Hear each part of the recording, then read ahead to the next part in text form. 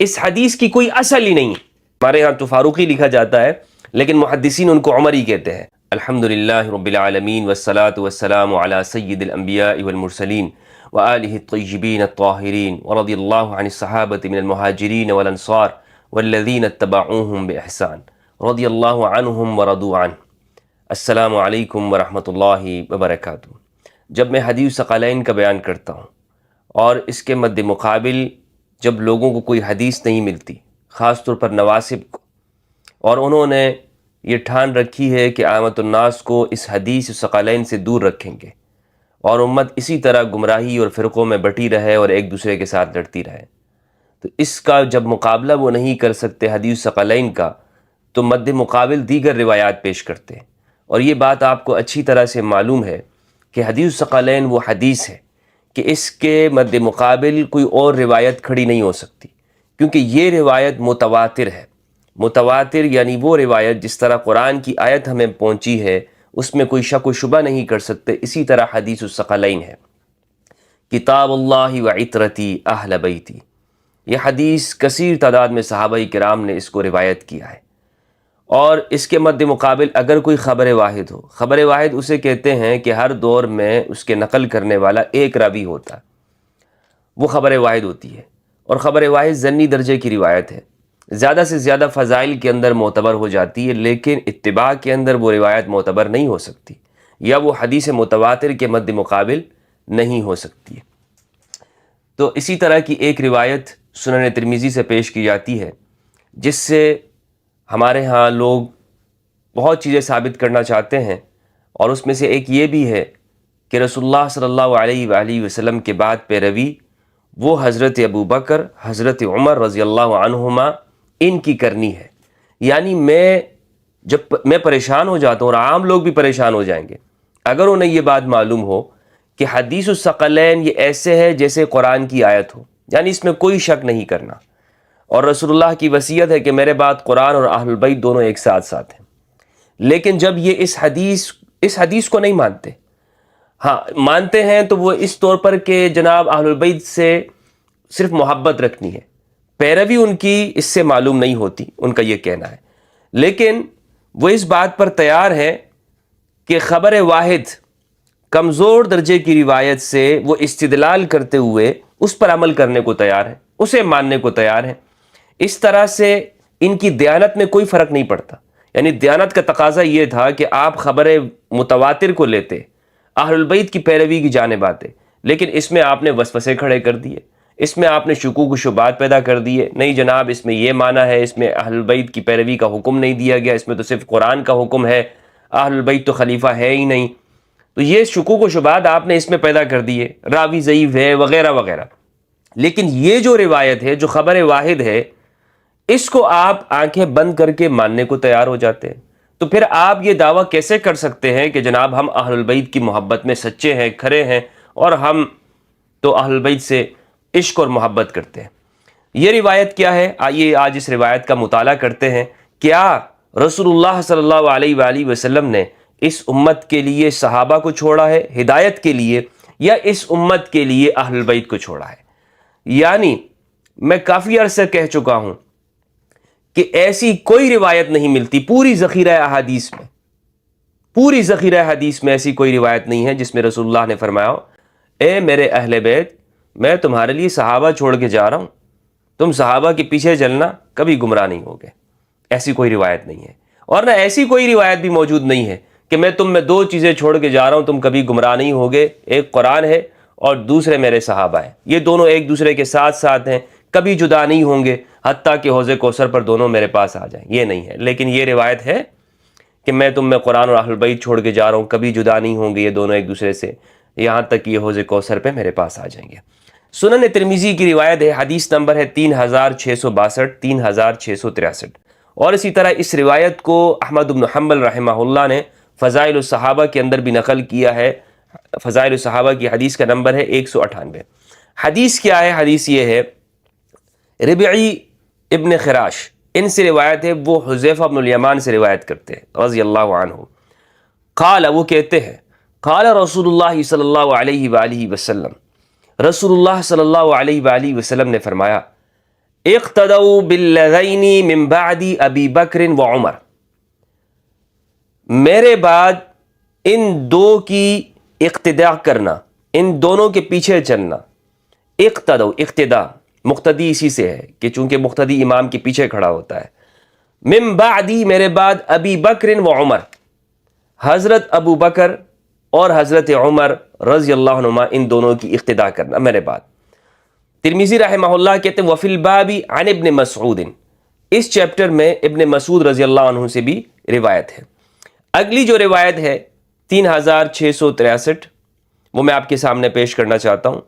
وہ روایت یہ ہے، ربیع ابن حراش سے ہے، وہ حذیفہ رضی اللہ عنہ سے روایت کرتے ہیں۔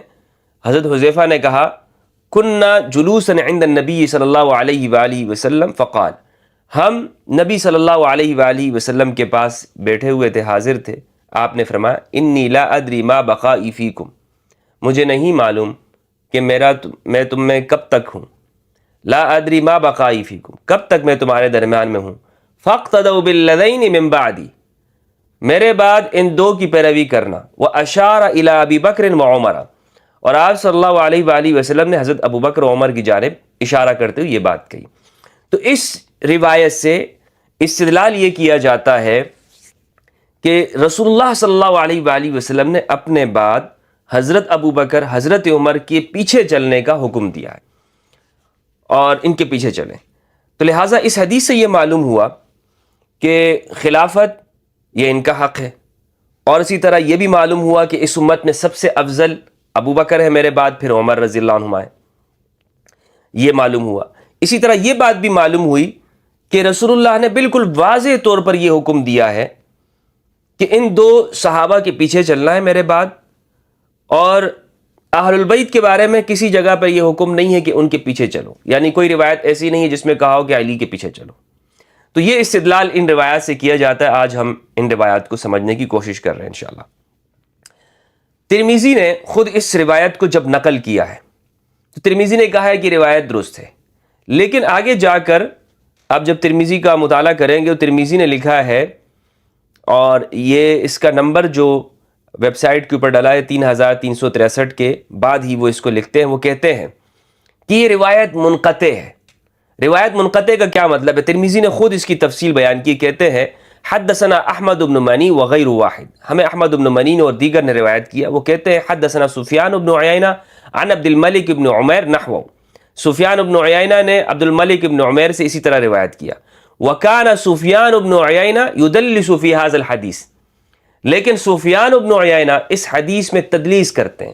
تدلیس کسے کہتے ہیں؟ تدلیس آسان طور پر آپ کو سمجھاتا چلوں کہ آپ ایک بات آپ تک پہنچے اور آپ جو اوپر والا واسطہ ہے اس کو چھوڑ دیں، یعنی آپ نے ایک خبر جب آپ تک پہنچی ہے تو جس سے آپ نقل کر رہے ہیں اس کو چھوڑ دیں، اور جو اس سے اوپر والا ہے جس سے اس شخص نے نقل کیا ہے اس کا نام لے لیں۔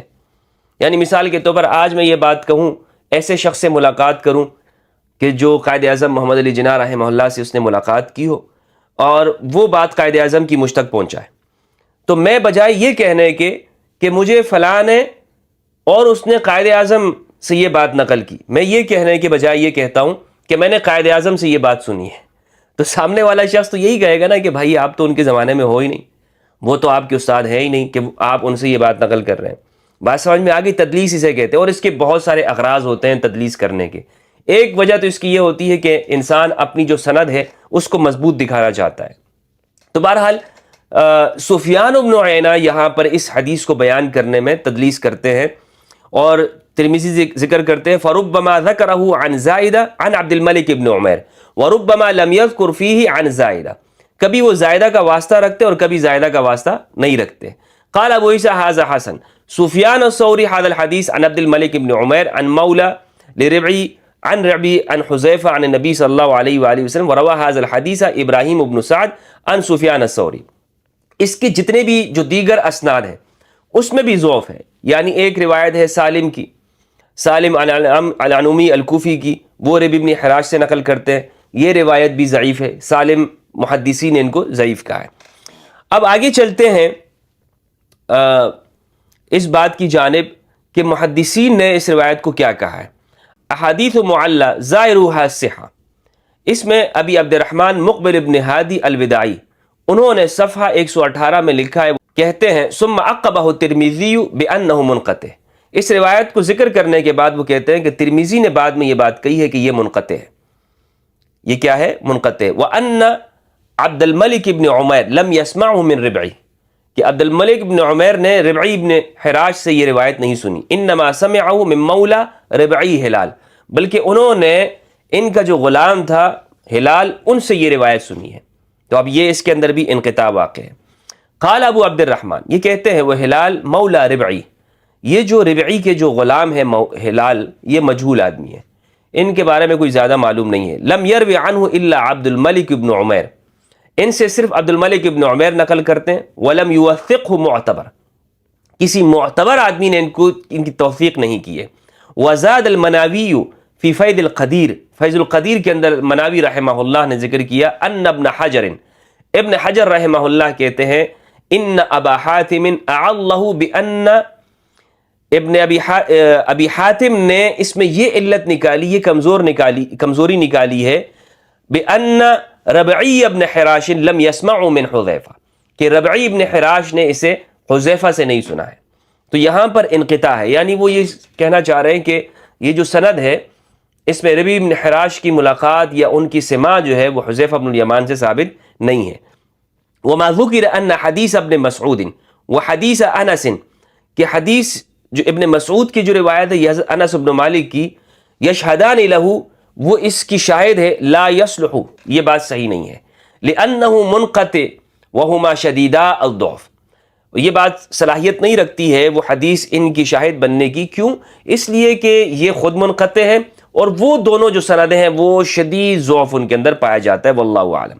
البانی نے اس کو صحیح اگرچہ کہا ہے، لیکن اس کے جو دوسرا متن ہے اس کو البانی نے سلسلۃ الاحادیث الضعیفہ والموضوعہ کے اندر ذکر کیا ہے، یعنی البانی بھی اس کی جو دیگر جو متون ہیں، جو اسناد ہیں، اس کو کہتے ہیں کہ یہ صحیح نہیں ہے۔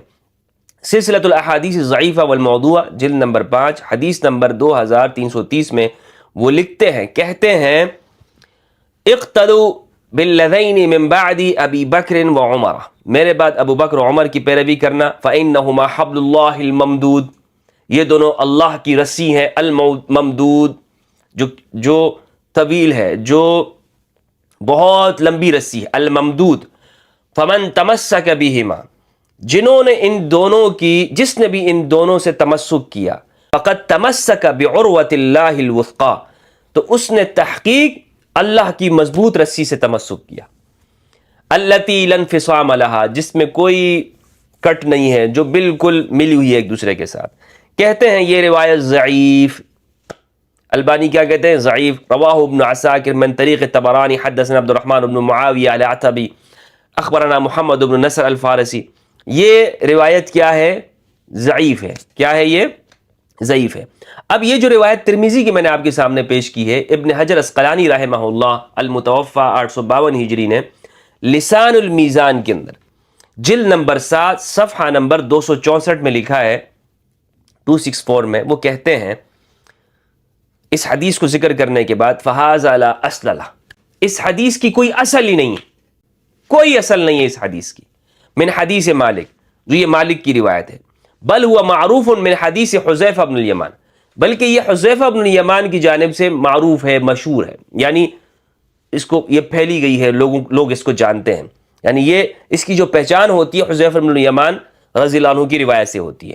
وقال الدارقطنی، دارقطنی نے کہا، العمری ھذا، یہ جو عمری ہے، یحدث عن مالک باباطیل، یہ مالک سے باطل قسم کی روایتیں نقل کرتا ہے۔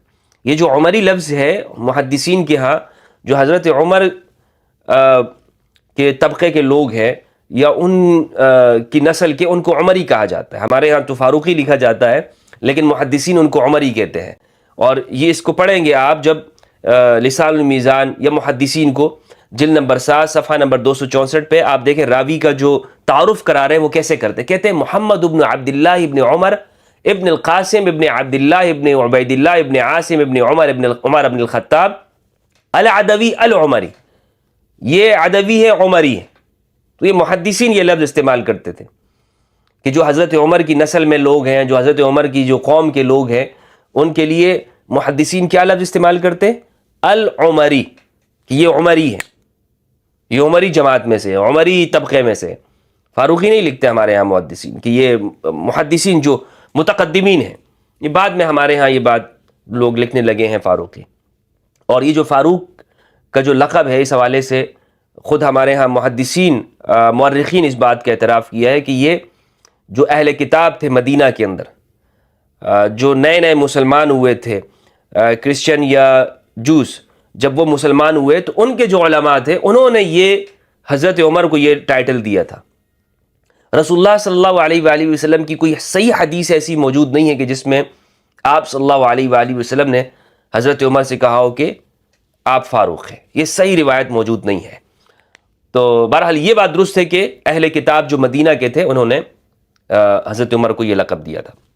تو اصل عمری، وقالت دارقطنی، دارقطنی نے کہا العمری ھذا، یہ جو عمری ہے نا یہ باطل روایتیں نقل کرتا ہے۔ وقال ابن مندہ، ابن مندہ کہتے ہیں لہو مناکیر، اس کی من گڑت روایتیں، واہی قسم کی روایتیں اس کی موجود ہیں۔ وقال العقیلی، عقیلی نے کہا بعد تخریجہ، اس روایت کو نقل کرنے کے بعد، ھذا حدیث منکر لا اصل لہ، یہ حدیث منکر ہے، اس کی کوئی اصل موجود نہیں ہے، اس کی کوئی اصل ہی نہیں ہے، لا اصل لہ، اس کی اصل ہی موجود نہیں ہے۔ اچھا، واخرجہ الدارقطنی من روایت احمد بن خلیل البصری بسندی وساق نسبہ كذلك ثم قال لا يثبت والعمری هذا ضعیف، یہ عمری جو ہے ضعیف ہے۔ آگے بھی اس کی اسناد کے اوپر بحث کی ہے ابن حجر اسقلانی رحمہ اللہ نے، اور انہوں نے کہا کہ یہ ضعیف ہے۔ الاحکام فی اصول الاحکام کے اندر ابن حزم الاندلسی المتوفی 456 ہجری، جلد 6 صفحہ 80 میں انہوں نے لکھا ہے، وہ کہتے ہیں اما روایت اقتدوا بالذین من بعد ابی بکر و عمر، اس روایت کے بارے میں کہتے ہیں فحدیث لا یصح، یہ حدیث صحیح نہیں ہے، لانہ مروی عن مولا لربعی مجہول، اس لیے کہ یہ ربعی کے جو غلام ہیں، جو ہلال جن کے بارے میں نے عرض کیا پہلے، وہ مجہول آدمی ہے۔ وہ کیا ہے؟ مجہول ہے۔ یہ الاحکام سے حوالہ میں نے آپ کو دے دیا۔ ابن القیم الجوزی رحمہ اللہ المتوفی 751 ہجری، انہوں نے اپنی کتاب اعلام الموقعین جلد 3 صفحہ 530 531 میں کچھ مسائل کا ذکر کیا اور چیپٹر باندھا ہے۔ یعنی یہ ایک مسئلہ ہے، اور یہ میں اس کو یہاں پر اس لیے پیش کرتا ہوں کہ اگر امت کے لیے رسول اللہ صلی اللہ علیہ وآلہ وسلم نے حضرت ابوبکر و عمر کو چھوڑا ہے کہ ہم ان سے ہدایت لیں اور ان کی اقتداء کریں، تو خود حضرت عمر رضی اللہ عنہ وہ حضرت ابوبکر سے اختلاف رکھتے ہیں، بہت سارے مسائل کے اندر ان کا حضرت ابوبکر سے اختلاف موجود ہے۔ اور ابن القیم الجوزی رحمہ اللہ نے اس کی مثالیں پیش کی ہیں۔ وہ کہتے ہیں ما خالف فیہ عمر ابا بکر، وہ مسائل جس میں ابو بکر سے اختلاف کیا ہے عمر رضی اللہ عنہ نے، کہتے ہیں ان خلاف عمر، کہ جو اختلاف عمر کا لابی بکر اشہر من ان یذکر کما خالفہ فی سبی اہل الردہ، یہ بہت مشہور بات ہے، اتنی مشہور ہے کہ اس کو ذکر کرنے کی بھی ضرورت نہیں ہے۔ وہ کہتے ہیں جس طرح کہ انہوں نے مخالفت کی ہے حضرت عمر نے، جو اہل ردہ ہے وہ لوگ جو حضرت ابوبکر کے زمانے میں مرتد ہو گئے تھے، ان کے ساتھ جب حضرت ابوبکر نے قتال کیا تو ان کے لوگوں کو قیدی بنایا، تو اس میں حضرت عمر کا حضرت ابوبکر کے ساتھ اختلاف ہو گیا۔ حضرت عمر نے کہا فصباہم ابو بکر، ابو بکر نے ان کو قیدی بنایا، وخالفہ عمر، عمر نے کہا کہ ان کو قیدی نہیں بنا سکتے، ان کو قیدی نہیں بنا سکتے۔ ایک مسئلہ یہ ہو گیا۔ وبلغ خلافہ الی ردہن حرائر الی اہلہن الا من ولدت لسیدہا منہن، اور پھر بعد میں حضرت عمر نے ان میں لوگوں کو آزاد کر دیا تھا اور ان کے اہل کی جانب ان کو چھوڑ دیا تھا، مگر یہ کہ جس نے اپنے آقا کے ہوتے ہوئے کوئی اولاد جنی تو اس کو حضرت عمر نے ان کے ساتھ ہی شامل رکھا۔ وَنَقَضَ حُکْمَهُمْ، اور اس حکم کو حضرت عمر نے بالکل ختم کر دیا تھا۔ حاشیے میں لکھا ہے ھذا امر مشہور عن عمر، یہ حضرت عمر کا مشہور کام ہے۔ ومن جملتهن خولہ الحنفیہ ام محمد بن علی فإن هذا من فعل المتقدمین بمطبوع، اچھا، وخالفه في ارض العنوہ فقسمها ابو بکر ووقفها عمر، جو زبردستی زمین لی جائے اس بارے میں کیا حکم ہے؟ کیا اسے تقسیم کیا جائے گا مسلمان فوجیوں کے درمیان میں یا اسے چھوڑ دیا جائے گا؟ تو ابو بکر رضی اللہ عنہ نے کیا کیا؟ اسے مسلمان فوجیوں میں تقسیم کیا۔ حضرت عمر نے جو عراق کی اور یہ دیگر علاقوں کی زمینیں ہیں یہ مسلمان فوجیوں میں تقسیم نہیں کیا، بلکہ اسے کیا برقرار رکھا، اسے چھوڑ دیا، وہاں کے جو لوگ ہیں انہیں دے دیا کہ آپ اس میں کاشتکاری کریں اور آپ ہمیں صرف ٹیکس دیتے رہیں۔ وخالفوا فی المفاضلۃ فی العطاء، اسی طرح جو عطیات دینے ہیں، جو وظیفے مقرر کیے تھے صحابہ کے یا عامۃ الناس کے، اس میں حضرت ابوبکر نے حضرت عمر نے حضرت ابوبکر کی مخالفت کی ہے۔ یعنی حضرت ابوبکر کا جو موقف تھا وہ یہ تھا کہ سب کو برابر برابر حصے ملیں گے، سب صحابہ کو، سب لوگوں کو برابر حصے دیے جائیں گے، لیکن حضرت عمر نے حضرت ابوبکر کی اس میں بھی مخالفت کی ہے، اور حضرت عمر نے کچھ کا وظیفہ زیادہ مقرر کیا، کچھ کا کم مقرر کیا، کچھ کو زیادہ وہ دیا کرتے تھے۔ فرآ ابو بکر التسویہ ورآ عمر المفاضلہ، ابو بکر کی جو رائے تھی وہ یہ ہے کہ برابر دیا جائے گا، عمر کی جو رائے ہے وہ یہ ہے کہ مفاضلہ یعنی بڑھا چڑھا کر لوگوں کو دیا جائے گا۔ ومن ذلک مخالفته له فی الاستخلاف، اور اسی میں کسی کو خلیفہ بنانے کے مسئلے میں بھی اختلاف کرنا ہے۔ وصرح بذلک، اور انہوں نے اس کی تصریح کی، اور یہ بخاری کے اندر موجود، بخاری مسلم میں، فقال ان استخلف فقد استخلف ابو بکر، اگر میں کسی کو خلیفہ بناتا ہوں تو یہ بالکل اسی طرح ہے جس طرح ابو بکر نے مجھے خلیفہ بنایا، یعنی میں اگر اس بات پر عمل کرتا ہوں، اور یہ اپنے بیٹے عبداللہ ابن عمر سے انہوں نے یہ بات کہی تھی۔ اور اگر میں کسی کو خلیفہ نہیں بناتا تو پھر میں کس پر عمل کرتا ہوں؟ پھر میں اسی طریقے پر عمل کرتا ہوں جس پر رسول اللہ صلی اللہ علیہ وآلہ وسلم نے جو کیا، کہ کسی کو خلیفہ نہیں بنایا، نہ ابو بکر کو بنایا نہ کسی اور کو بنایا۔ اب یہ جو روایت ہے اس پہ ہمارے ہاں لوگ بہت غصے ہو جاتے ہیں۔ ایک طرف ہمارے ہاں لوگ یہ بات کرتے ہیں کہ حضرت ابوبکر و عمر کی جو خلافت ہے یہ اس طرح کی روایات سے ثابت ہے کہ رسول اللہ نے ان کو خلیفہ بنایا، اور وہ خلفائے راشدین المہدیین ہیں۔ وہ کیا ہے؟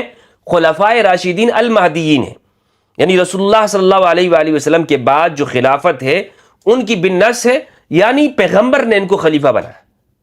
جبکہ صحیح روایت ہے بخاری مسلم کی کہ حضرت عمر کا اعتراف موجود ہے، وہ فرماتے ہیں کہ رسول اللہ صلی اللہ علیہ وآلہ وسلم نے کسی کو خلیفہ نہیں بنایا۔ حضرت عائشہ سے بھی یہ روایت موجود ہے۔ تو اب یہ سوچنے کا مقام ہے، اس پہ غصہ کرنے کی بات نہیں، اور نہ میری باتوں سے اب غصہ ہوں۔ میں کون سا آپ کو کوئی شیعہ کتابوں سے یہ باتیں سنا رہا ہوں، چونکہ سنی نہیں ہوئی نا یہ بات، اور بس ہم نے کیا رکھا ہے، عوام کو بیوقوف بنا کے رکھا، اور یہ روایات ہم نے ان کے سامنے پیش نہیں کی۔ تو بہرحال یہ جو روایت ہے اقتدوا بالذین من بعد ابو بکر و عمر، ابی بکر و عمر، یہ جو روایت ہے یہ ضعیف روایت ہے، اور اگر اس کو ہم صحیح بھی مان لیتے ہیں تو یہ خبر واحد ہے، اور خبر واحد جیسے میں نے عرض یہ کیا وہ حدیث متواتر یعنی حدیث الثقلین اس کے مد مقابل نہیں ہو سکتی، اس کا معارضہ نہیں کر سکتی ہے، اس کے ساتھ مخالف اگر ہو بھی تو اس سے کوئی فرق نہیں پڑتا ہے۔ ٹھیک ہے، یہ بات یہاں تک سمجھ میں آ گئی۔ دوسری یہ بات ہے کہ رسول اللہ صلی اللہ علیہ وآلہ وسلم نے خود امام علی علیہ السلام کے بارے میں یہ فرمایا کہ یہ دین پہنچانے میں علی میری طرف سے دین پہنچائیں گے، خود اپنی زندگی کے اندر۔ یعنی یہ جو ذمہ داری ہے صرف خلافت کی بات نہیں، دین کی ذمہ داری بھی جو ہے رسول کی زندگی میں بھی اور رسول کی زندگی کے بعد اگر کوئی اس کو بیان کرے گا تو وہ امام علی علیہ السلام ہے۔ مستدرک الحاکم کی روایت اور صحیح روایت ہے، رسول اللہ صلی اللہ علیہ وآلہ وسلم نے امام علی سے فرمایا انت تبین لامتی ما اختلفوا فیہ من بعدی، اے علی آپ وہ بیان کریں گے جس میں میری امت میرے بعد اختلاف میں پڑ جائے۔ اور یہ خلافت کا مسئلہ بھی اگر آپ لیں تو خلافت کے مسئلے میں بھی امام علی علیہ السلام نے واضح لفظ بخاری میں موجود ہیں، اس وَلَكِنَّكَ اسْتَبْدَدْتَ عَلَيْنَا بِالْأَمْرِ، امام علی علیہ السلام نے جب حضرت ابوبکر کی بیعت نہیں کی، 6 ماہ تک آپ گھر میں رہے اور قرآن جمع کرتے رہے، تو ابوبکر رضی اللہ عنہ پھر آئے اور پوچھا آپ نے کیوں اس طرح سے کیا؟ تو امام علی نے فرمایا یہ حق ہمارا ہے، ہم اہل البیت اس کو اپنا حق سمجھتے ہیں، آپ نے ہم سے استبداد کیا ہے، آپ نے ہم سے اسے زبردستی چھینا ہے۔ یہ بخاری کی روایت ہے 4240-41 کے اندر یہ الفاظ موجود ہیں۔ تو خلافت کے معاملے میں امام علی کا موقف بالکل واضح ہے۔ اور پھر جب برات نازل ہوئی، یعنی مشرکین کے ساتھ جو مکہ اور قریش کے جو کفار تھے ان کے ساتھ رسول اللہ نے امن پیس معاہدہ کیا تھا اور ان کی جانب پھر سے خلاف ورزی ہوئی، تو آپ صلی اللہ علیہ وآلہ وسلم نے سورہ برات کا جب حکم نازل ہوا یہ سورہ برات یہ حضرت ابوبکر رضی اللہ عنہ کو دے کر بھیجا 9 ہجری کے اندر، اور ان کو امیر بنا کر بھیجا کہ آپ جائیں اور یہ عام لوگوں کو سب میں پڑھ کر سنائیں کہ آج کے بعد کوئی مشرک وہ یہاں حج نہیں کرے گا، یہاں نہیں آئے گا، اور ننگا طواف نہیں کیا جائے گا، اور مسلم کو کافر کے بدلے میں قتل نہیں کیا جائے گا۔ بخاری کے اندر یہ روایت موجود ہے، ترمذی کے اندر یہ روایت موجود ہے، اور اسی طرح سنن نسائی الکبریٰ کے اندر یہ روایت موجود ہے۔ انہوں نے تو پورا باب اس کے اوپر باندھا ہے۔ تو جب برات کا یہ حکم نازل ہوا اور آپ صلی اللہ علیہ وآلہ وسلم نے وہ صورت حضرت ابوبکر کو دے کر بھیجا کہ آپ جا کر اس کو پڑھ کر سنائیں، یعنی دین کا بیان آپ کریں، معاہدے کو آپ توڑیں مجھ سے، میری جانب سے نمائندگی کریں اس دین کی، تو جبریل امین نازل ہوئے اور کہا لا یؤدی الا انت او من اہلک، کہ یہ تو یا آپ بیان کریں یا آپ کے اہل میں سے کوئی بیان کرے گا۔ پھر آپ صلی اللہ علیہ وآلہ وسلم نے امام علی علیہ السلام کو بھیجا، کہا کہ جاؤ اور یہ حکم ابوبکر رضی اللہ عنہ سے واپس لو، ابوبکر سے واپس لو اور اس کو آپ بیان کرو گے۔ ترمذی کے اندر روایت لا یؤدی الا انا او علی او من اہلی۔ تو معلوم یہ ہوا کہ دین کا حکم پیغمبر کے زمانے میں بھی وہ امام علی علیہ السلام بیان کریں گے۔ بہت سے لوگوں نے اعتراض کیا امام علی علیہ السلام پر، یمن کے اندر واقع ہوا، اور مستدرک الحاکم کے اندر موجود ہے کہ 4 صحابہ وہ آئے رسول اللہ صلی اللہ علیہ وآلہ وسلم کے پاس اور شکایت کی کہ یا رسول اللہ علی نے یوں کیا، علی نے یوں کیا، امام علی علیہ السلام نے یوں کیا۔ آپ صلی اللہ علیہ وآلہ وسلم نے اپنا چہرہ ان کی جانب سے پھیر دیا۔ جب وہ بار بار بیان کرتے رہے تو رسول اللہ صلی اللہ علیہ وآلہ وسلم نے فرمایا علی نے بالکل ٹھیک کیا ہے، اور بلکہ یہ ان کا حق ہے۔ تو کچھ لوگ جب امام علی پر اعتراض کرتے ہیں، ان کے دماغ میں ان کے سامنے یہ بات ہونی چاہیے، اور وہ یہ بات ان سے مخفی رہ جاتی ہے کہ علی نفس رسول ہے۔ اور بخاری کے اندر یہ روایت موجود ہے، ترمذی کے اندر یہ روایت موجود ہے کہ جب آیت مباہلہ نازل ہوئی، سعد بن ابی وقاص رضی اللہ عنہ فرماتے ہیں فَقُلْ تَعَالُوا نَدْعُوا أَبْنَاءَنَا وَأَبْنَاءَكُمْ وَنِسَاءَنَا وَنِسَاءَكُمْ وَأَنفُسَنَا وَأَنفُسَكُمْ ثُمَّ نَبْتَهِلْ فَنَجْعَلْ لَعْنَةَ اللَّهِ عَلَى الْكَاذِبِينَ۔ جب یہ آیت نازل ہوئی تو رسول اللہ صلی اللہ علیہ وآلہ وسلم نے امام علی علیہ السلام کو بلایا۔ تو اس نفس رسول ہونے میں نفس پیغمبر کا وہ کون ہے؟ امام علی علیہ السلام ہے۔ اس نفس رسول کا مطلب کیا ہے؟ یعنی جس طرح فیصلہ رسول اللہ کی زندگی میں رسول کر رہے ہیں امام علی علیہ السلام کا، بالکل وہی فیصلہ ہے۔ اور بہت سارے مقامات پہ ہمیں یہ نظر آتا ہے کہ امام علی علیہ السلام نے فیصلہ کیا، ابھی رسول اللہ نے فیصلہ نہیں کیا، امام علی نے کیا ہوا ہے، اور صحابہ نے شکایت کی، رسول اللہ نے فرمایا علی نے ٹھیک کیا، کیونکہ یہ نفس رسول ہے۔ یہ کیا ہے؟ نفس رسول ہے۔ تو آج کی ہماری اس گفتگو سے یہ بات معلوم ہوئی کہ رسول اللہ کے زمانے میں دین کو پہنچانے کی ذمہ داری وہ امام علی علیہ السلام اور اہل بیت کی ہے، اور آپ کے بعد بھی، کیونکہ حدیث ثقلین متواتر ہے۔ اور اجر رسالت کا جو بدلہ آپ صلی اللہ علیہ وآلہ وسلم نے اس امت سے مانگا ہے وہ ہے المودہ فی القربہ۔ انشاءاللہ عز و جل المودہ فی القربہ کے اوپر میں آنے والی ویڈیو کے اندر گفتگو کروں گا۔ اس سے ہمیں بہت سارے احکام معلوم ہوتے ہیں، اس میں کیا کیا تحریفات کرنے کی کوشش کی گئی ہے، کس طرح سے اس کا ترجمہ غلط کرنے کی کوشش کی گئی ہے۔ اس سے صرف یہ بات معلوم نہیں ہوتی کہ محبت کرنی ہے اہل بیت کی، اس سے بہت مفاہیم اس سے معلوم ہوتے ہیں۔ انشاءاللہ اس پر گفتگو کروں گا۔ والسلام علیکم ورحمۃ اللہ وبرکاتہ۔